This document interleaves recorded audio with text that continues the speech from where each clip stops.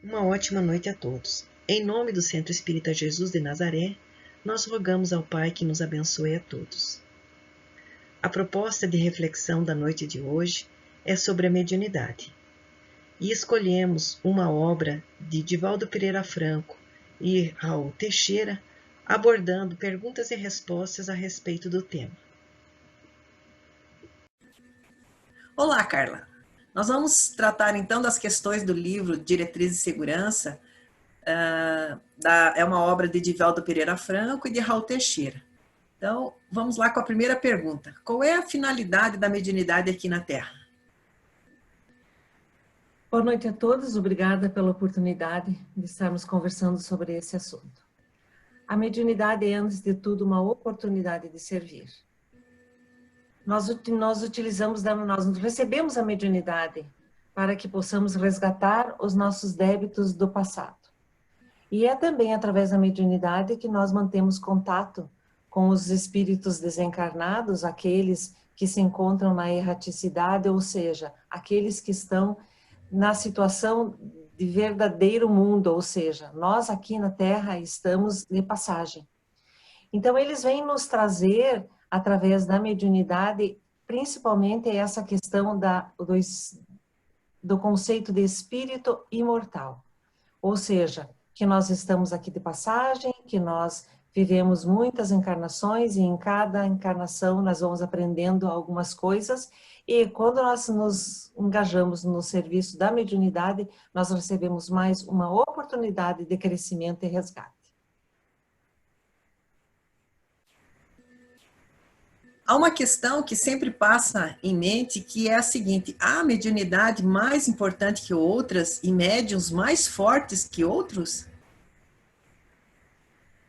Não, é claro que não. O que existem são vários tipos de mediunidade, ou seja, há aquele que é vidente, há aquele que é psicógrafo, ou seja, que escreve, né, através dos espíritos, há aqueles que psicofonizam, ou seja, que falam, né, onde os espíritos se utilizam, né, do médium para falar, mas é evidente que não há mediunidades mais importantes do que outras. O que existe, sim, são médiums mais estudados, mais experientes, e isso só acontece realmente com a prática, e há médiums melhores no sentido de moralmente falando. Então, aqueles médiums que se esforçam em se melhorarem moralmente, em aprenderem, em estudarem, vão se apresentar como melhores médiums, mas não porque eles simplesmente recebam esse título, mas é porque eles se esforçaram para realizar o trabalho com maior qualidade.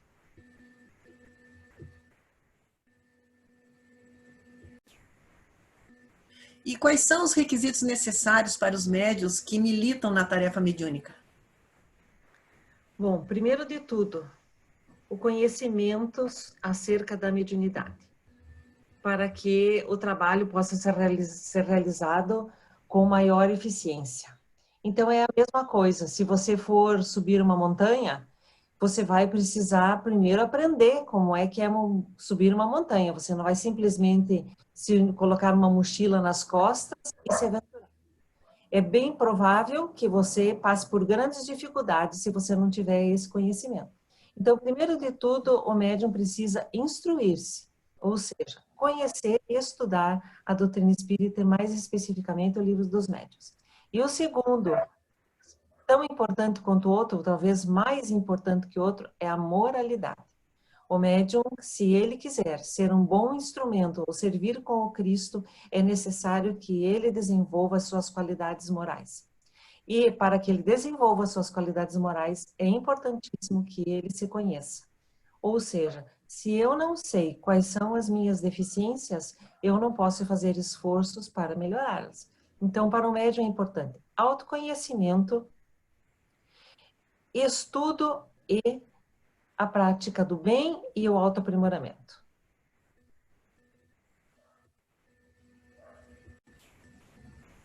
E o endeusamento do médium, ele constitui perigo para a mediunidade?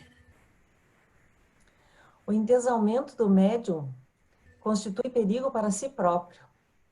Porque se ele se sentir superior aos outros, está aberto em o processo de obsessão no médium, e isso sim é um grande perigo.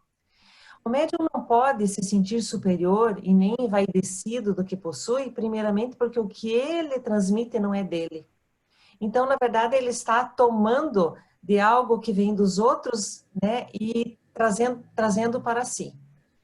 O que acontece muitas vezes é que pessoas, se sentindo agradecidas ou percebendo que o médium tem grandes qualidades, o enchem de elogios, às vezes, inclusive, querem trazer presentes, né? Que a gente diz, ah, mas qual é o problema receber presentes? Receber presentes também é uma forma de pagamento. Então, o médium que está instruído, que estuda as obras básicas, que milita junto com o Cristo, ele vai fazer um esforço muito grande, tá? Para se manter na humildade, porque sabe que tudo que provém dos espíritos é dos espíritos. E que assim como provém, pode deixar de vir. Então, eu não posso dizer que o espírito está comigo o tempo todo. Porque o espírito vem quando ele precisar. O telefone toca de lá para cá e não daqui para lá. Então não há garantia nenhuma de eu dizer que naquele momento eu vou receber o espírito tal ou o espírito tal e fazer apresentações, que é o que acontece muitas vezes com os médiuns endeusados. Então o médium precisa ter muito cuidado, porque a partir do momento em que ele se colocar nesse patamar de inferioridade, ele vai deixar de ser assistido pelos espíritos superiores e será assistido por aqueles do mesmo patamar, o que para ele é uma dificuldade.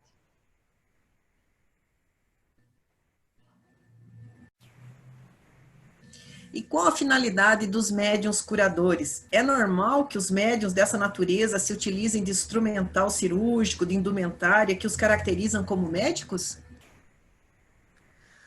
A mediunidade de cura é o veículo da misericórdia para aqueles que padecem, né, de doenças físicas, principalmente. Agora veja, se utilizar de instrumentos cirúrgicos como se fossem médicos, só tem um propósito, ou seja, o engrandecimento do médium e a necessidade que ele possui de se autovalorizar.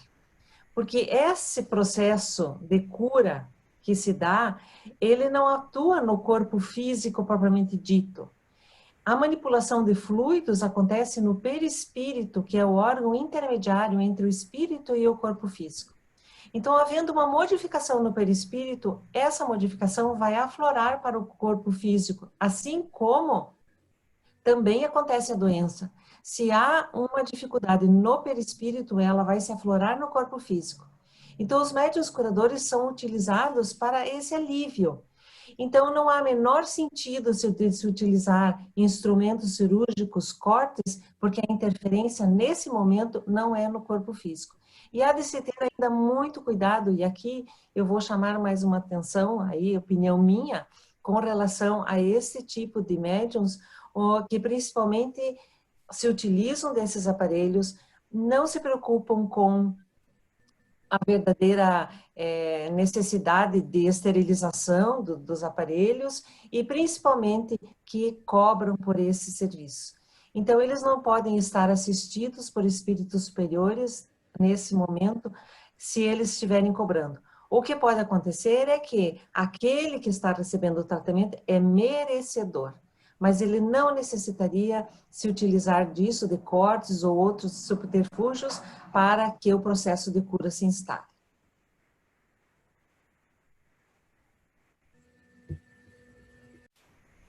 E quando o médium interrompe a sua tarefa, isso pode lhe causar danos?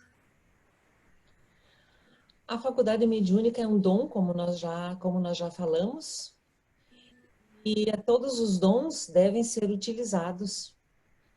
Agora, é necessário que você, como a gente já falou também, saiba como você está utilizando esses dons.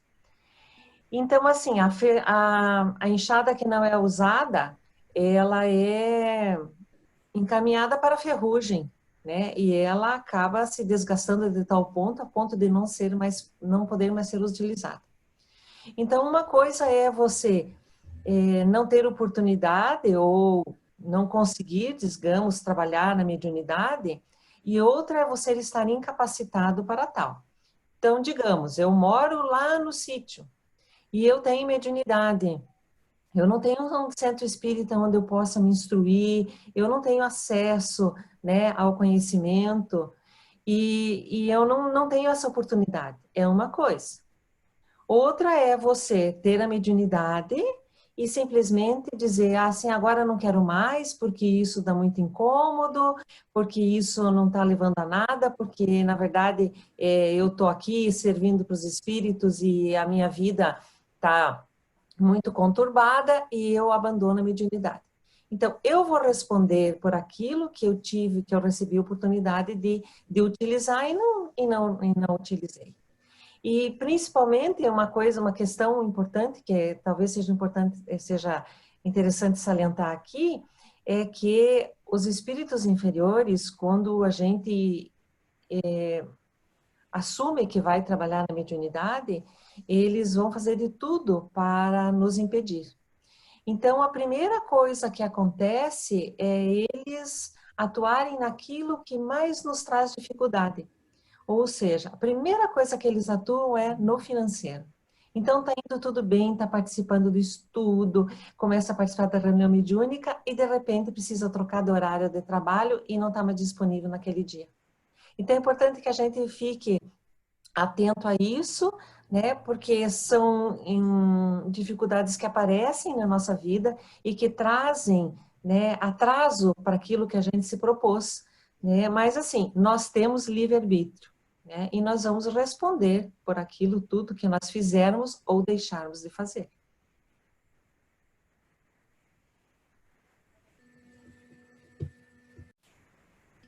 E qual o objetivo de uma sessão mediúnica?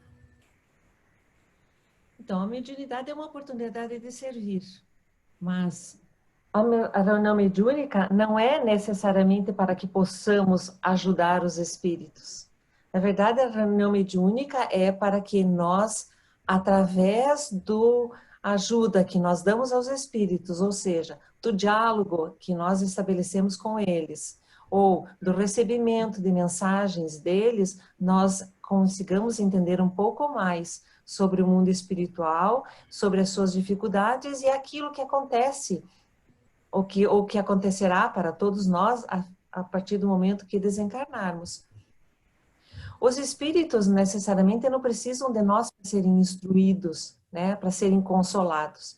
Eles são trazidos para a reunião mediúnica porque o fato de nós estarmos encarnados facilita a conversa com eles, uma vez que muitos deles estão extremamente materializados ainda. Mas os espíritos superiores têm essa capacidade de tratá-los sem que se utilizem da gente.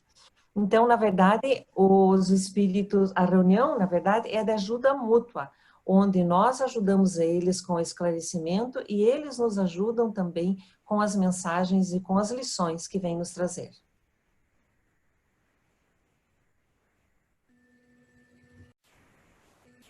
E as reuniões mediúnicas, elas podem ser públicas? Por quê? Não. As reuniões mediúnicas, de acordo com a codificação de Allan Kardec, são instruídas para que não sejam públicas. Aliás, também há instruções para que o número de participantes seja limitado. Porque a reunião mediúnica nada mais é do que a união de todos os pensamentos daqueles que a compõem. A reunião mediúnica é um feixe psíquico. E é fácil de você entender que se você tiver muitas pessoas, vai ser muito difícil de você conseguir manter essa harmonia psíquica. Mesmo assim, porque veja, alguém que vem de fora, né, para assistir, por exemplo, não tem o conhecimento, não sabe como é que aquilo está ocorrendo.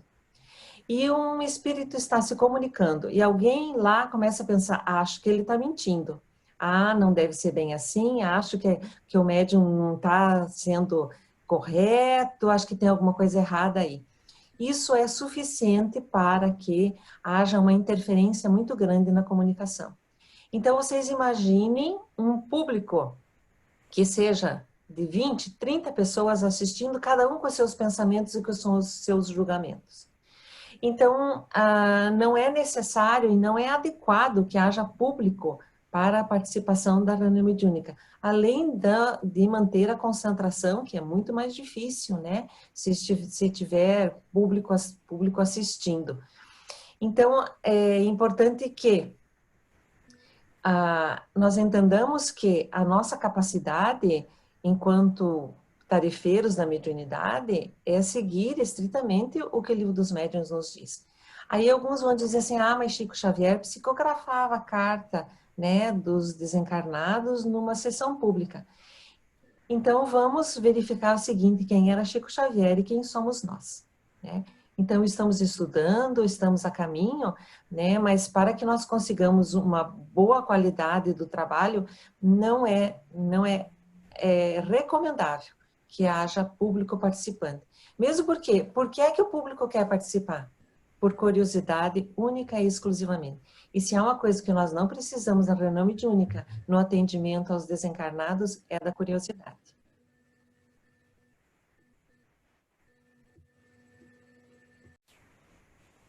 O que pensar-se de fazer reuniões mediúnicas fora do centro espírita?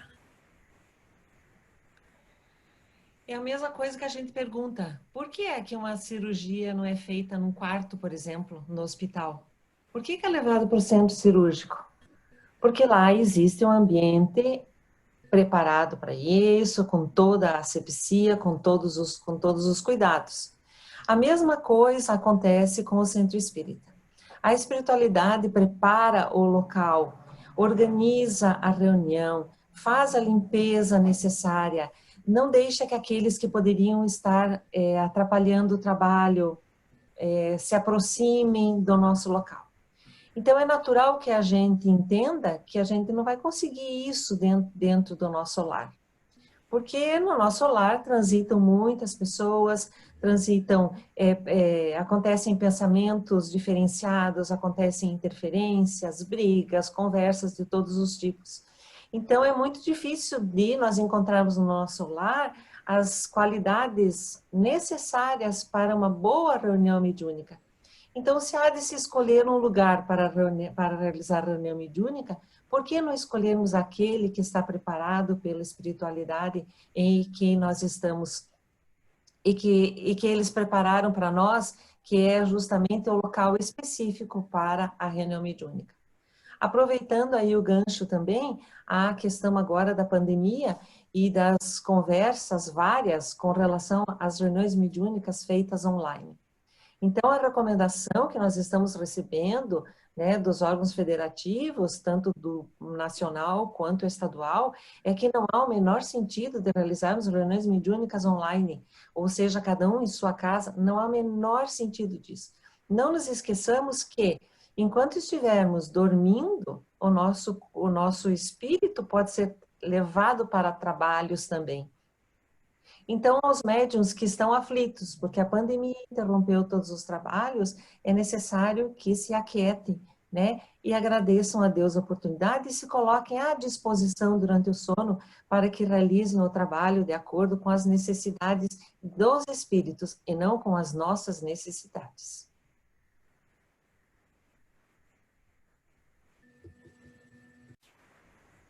A partir de que idade o jovem espírita pode participar das reuniões mediúnicas? Vejam bem, a mediunidade em si, ela não exige, tá, nada de especial para se manifestar. Agora, o trabalho na mediunidade é importante que nós estejamos engajados dentro daquilo que o Livro dos Médiuns nos traz.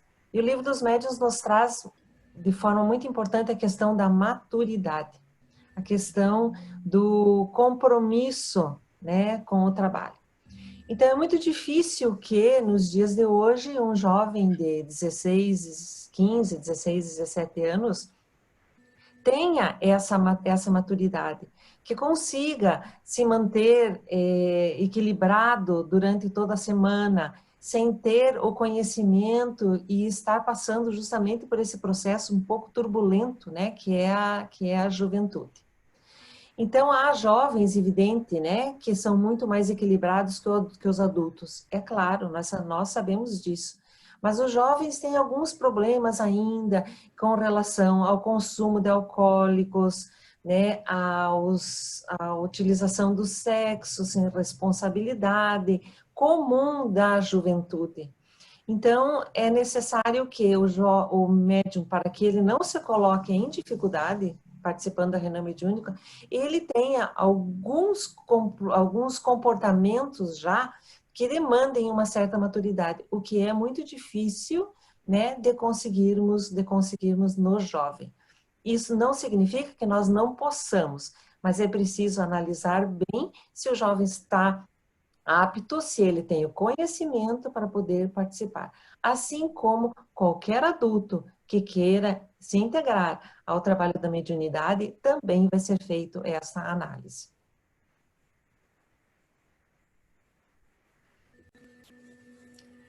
Então, agradecemos a Carla pelo estudo dessa obra Diretrizes de Segurança e vamos pedir para que ela faça uma prece de encerramento em relação a essa tarefa da mediunidade que discutimos na noite de hoje.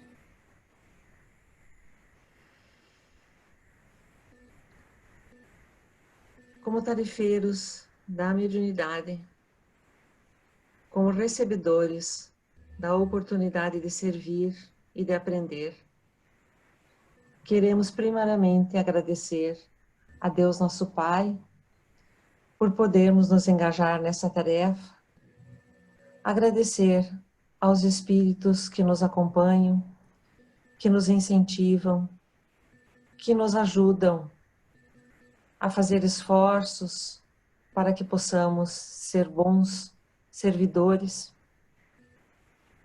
E também pedimos nesse momento por todos aqueles que possuem a faculdade e que se encontram sem diretrizes, que se encontram perturbados, que sofrem males físicos, muitas vezes, que sofrem de ansiedade, de depressão, e de todos aqueles, no geral, nossos companheiros de jornada, nossos familiares, nossos amigos de estudo, para que possamos, nesse momento, em todos os momentos em que estudamos a doutrina espírita e, em especial, a mediunidade, estejamos amparados pelos irmãos superiores e que possamos despertar em nós cada vez mais a necessidade do conhecimento e do aprimoramento para sermos melhores servidores. Muito obrigada por tudo que temos recebido. Fica conosco, que assim seja. Que Deus nos acompanhe nessa semana. Uma gratidão aí pela participação e pelos fluidos, pelas boas vibrações a partir dessa Casa Espírita Jesus de Nazaré. Boa noite a todos.